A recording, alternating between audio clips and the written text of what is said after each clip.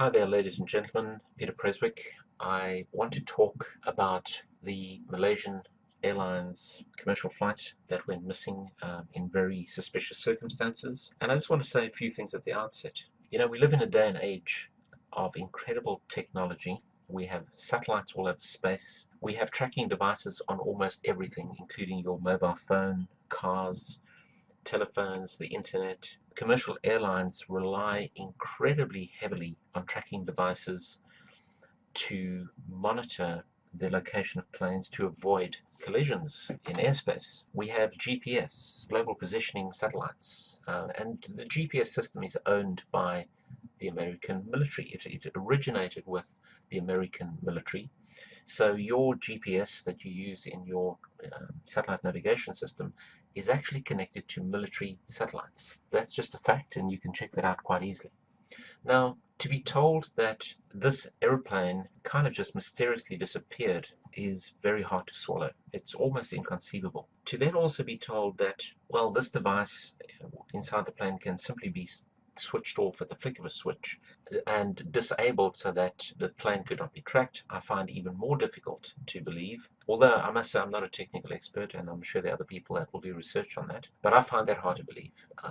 That seems to me to be a very, very big loophole if somebody wanted to hijack a plane.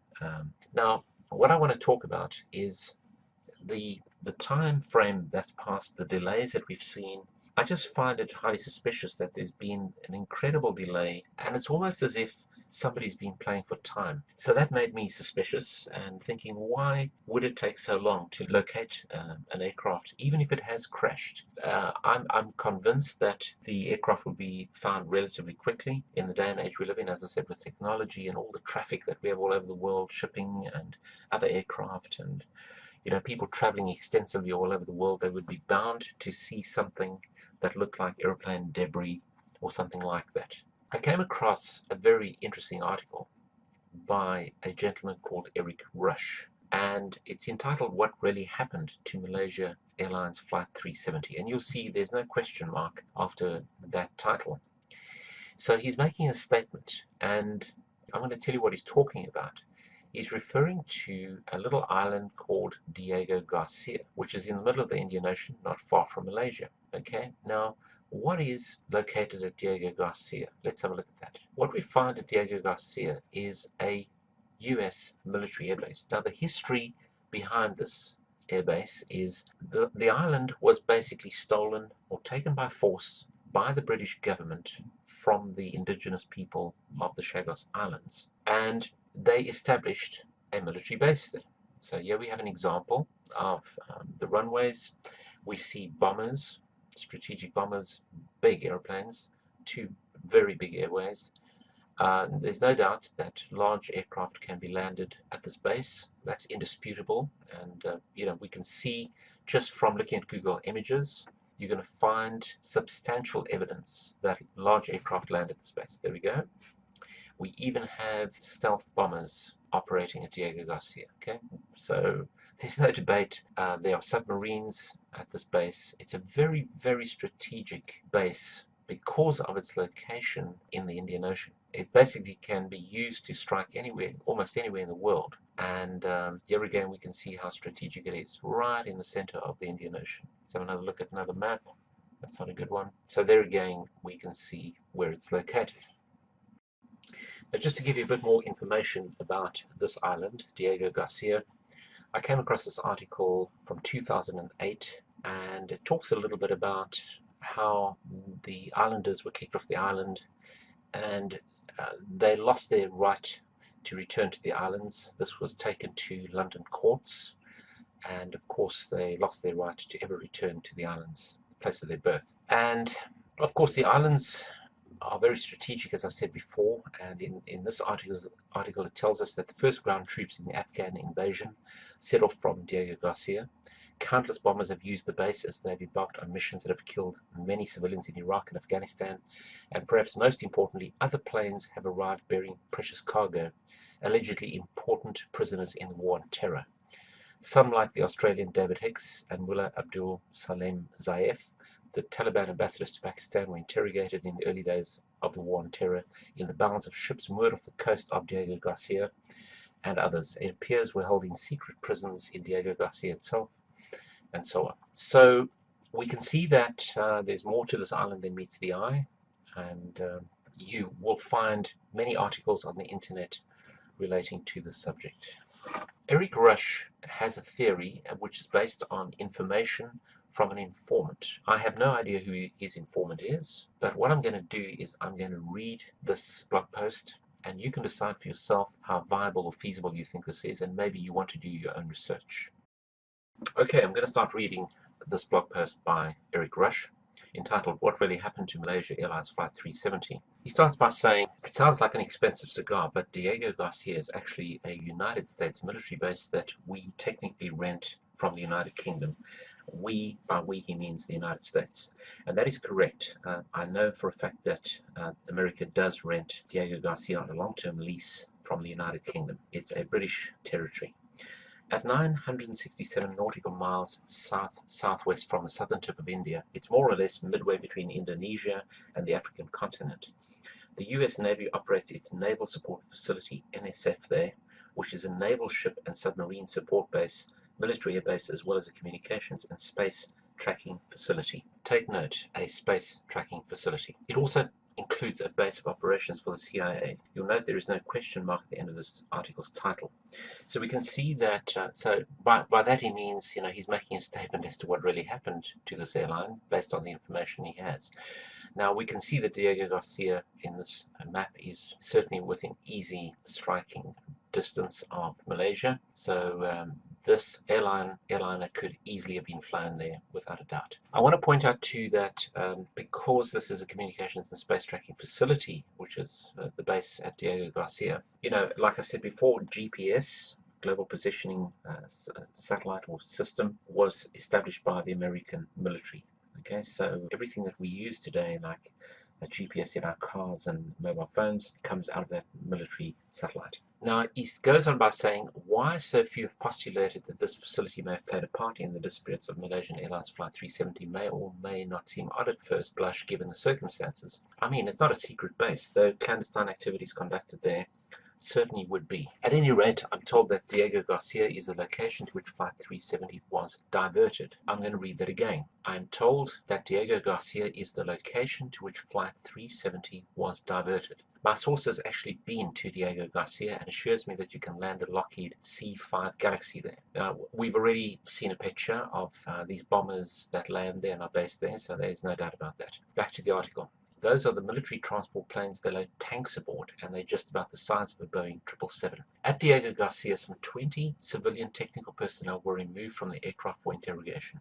He's now referring to the Malaysian Airlines flight.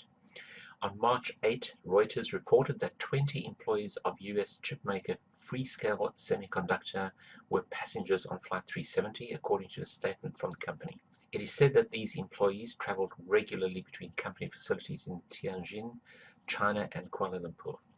It may be presumed that these individuals were the same 20 who were reportedly taken to Diego Garcia for interrogation, although my information holds that the detainees, if you will, were working in their capacities as contractors. Reports earlier this week that the flight plan deviation was programmed into a computer system on board rather than being executed manually by one of the pilots was quite accurate, I am told.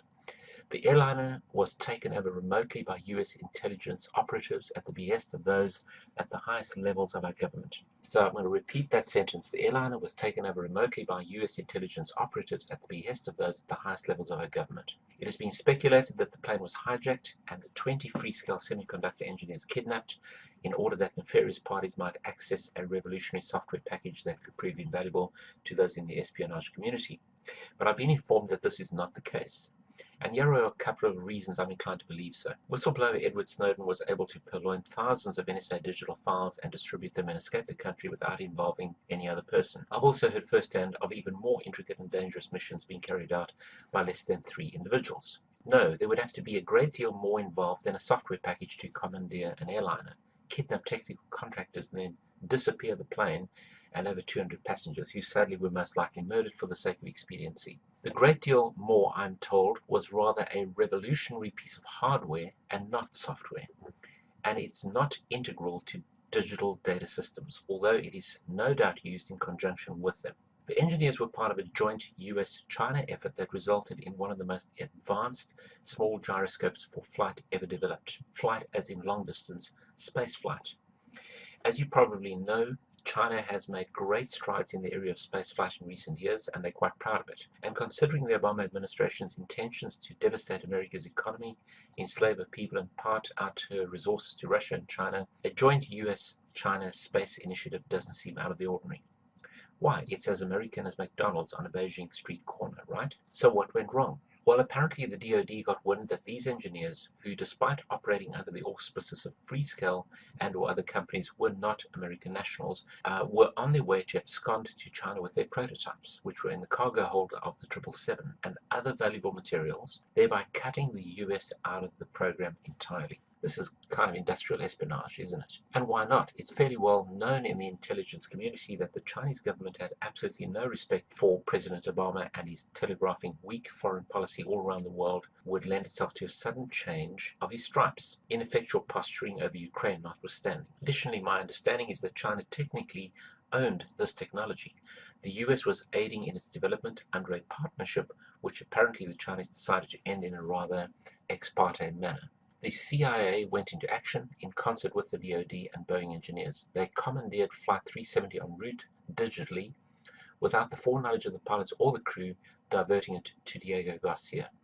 I imagine that's where the aircraft made that now infamous and mysterious turn just northeast of Malaysia.